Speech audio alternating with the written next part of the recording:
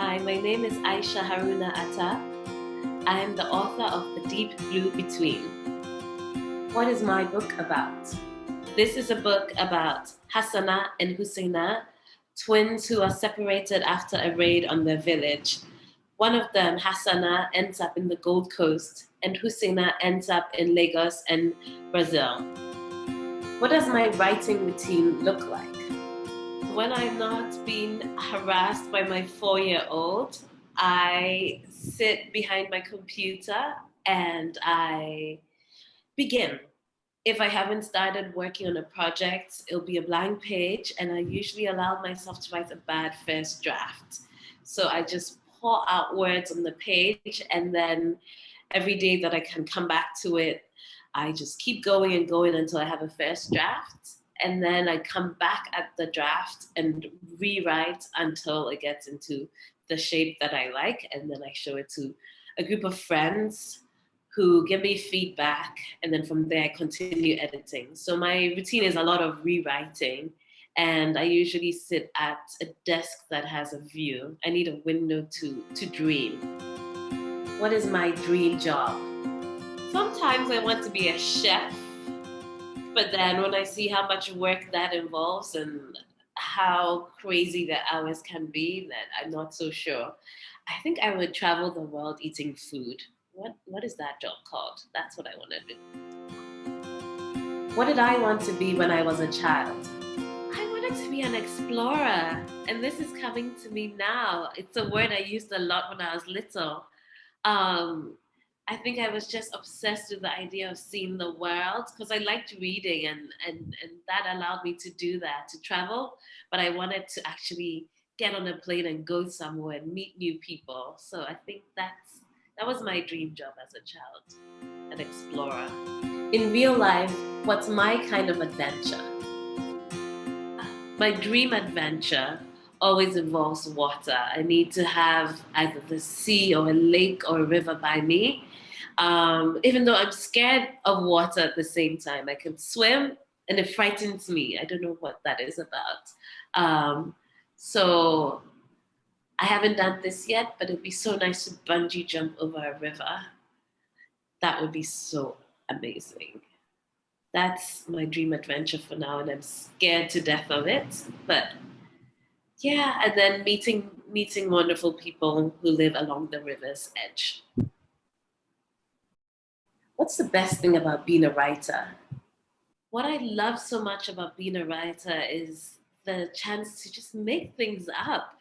I think that's amazing. I can just sit in my room and imagine worlds. It's not to blaspheme, but the closest to God as you can get, right? It's just you can create worlds, and that to me is amazing that I get to do this every day. What's the hardest thing about being a writer?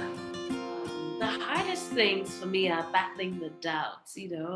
When you write a book, you're never sure if it's going to be received well, if it's going to have a message that is impactful. So these voices just keep coming up and saying, oh, this is not important, you're no good. And I also had my grandmother at some point tell me to get a real job. So I think I hear her voice once in a while and I try to quiet it down and write all the same. But I just remind myself that there'll be at least one person out there who needs to hear my words. So that keeps me going. Who are the 3 authors who have influenced me? Toni Morrison is my all-time favorite writer. I discovered her when I was 13. And I think the first one I read was The Bluest Eye. And that was a book about a girl who wanted to have blue eyes. And she was about my age, I think. So just being able to see a character who had skin like mine, who was battling sort of these demons, was moving for me as a child. And then I read almost everything I could find in our school library and just loved her use of words and her poetry. So Toni Morrison, the biggest influence. And then 2 books, 100 Years of Solitude and Italo Calvino's Invisible Cities.